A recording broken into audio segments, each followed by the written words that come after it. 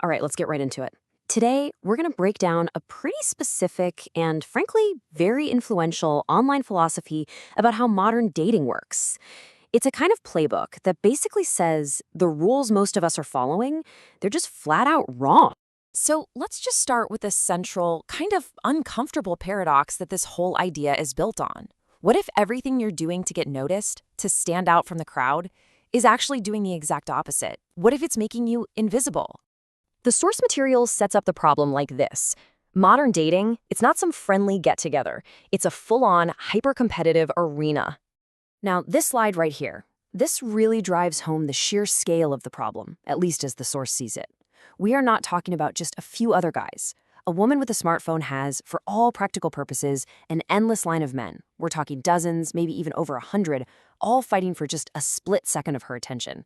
It's a totally saturated market. And this, according to the source, leads to a massive mistake. All the things people traditionally do, sending more messages, buying more gifts, giving more compliments, it's all completely backward. And why? Well, because every single other guy is doing the exact same thing. So every time you try to stand out by doing more, you just bury yourself deeper in that pile of predictable men. And that brings us to the core, really uncomfortable truth of this whole philosophy. This neediness, this constant striving for approval, it's apparently detected on an instinctive level. And according to this line of thinking, that energy is the ultimate attraction killer. It's not a logical thing, it's a feeling.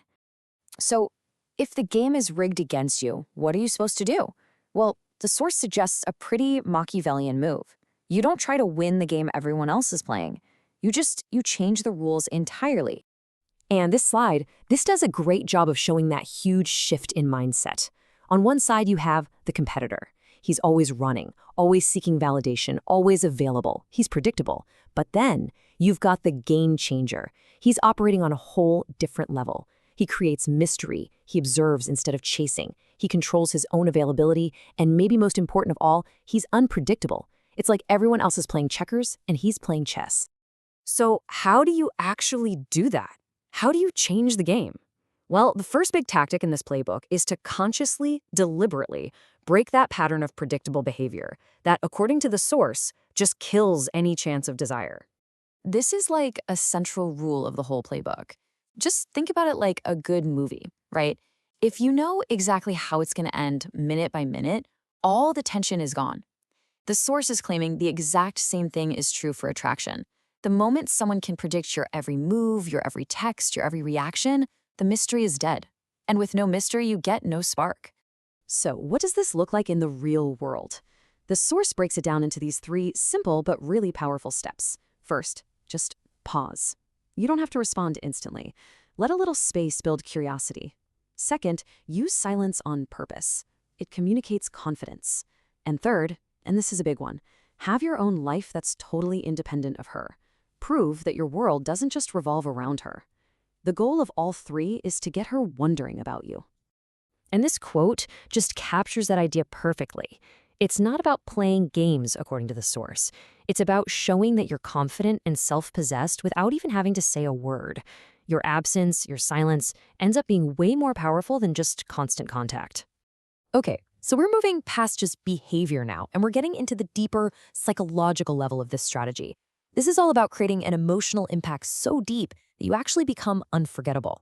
Now, the source makes a very specific claim about neuroscience to back this up, and I should point out this is a very particular interpretation. The argument is that while male attraction is mostly visual, female attraction is processed way differently, deep in the brain's centers for emotional memory. So the big takeaway from this theory is that a woman won't remember what you look like nearly as much as she'll remember the emotion she felt when she was with you. And that brings us to this key idea of emotional anchoring. The whole point is to create a moment that's so intense, so emotionally charged, that her mind creates this permanent, unbreakable link between that feeling and you. It has nothing to do with logic, it's all about sensation. And this quote right here, it illustrates the ultimate goal. It's not about being the nicest guy or the most agreeable. According to this philosophy, the goal is to be the one who made her feel something real, something profound that actually changed her emotional state. That's what makes you unforgettable.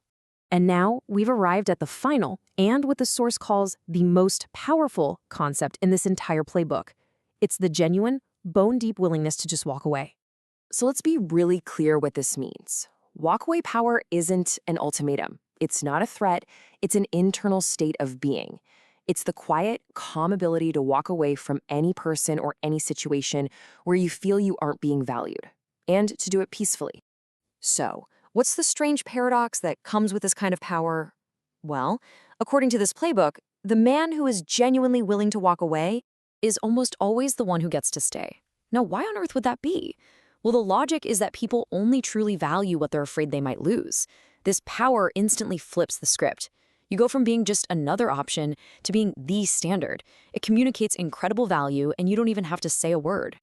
And this slide really breaks down what you're communicating with this power.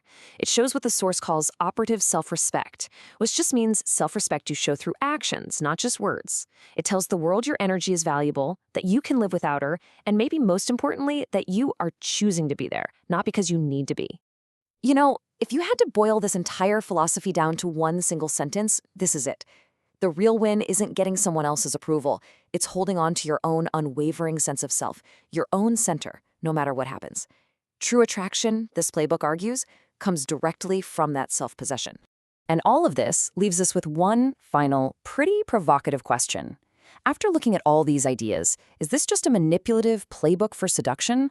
Or is it a kind of harsh but maybe effective prescription for building radical self-respect in this crazy, competitive world? I guess the answer really depends on who's using it and why.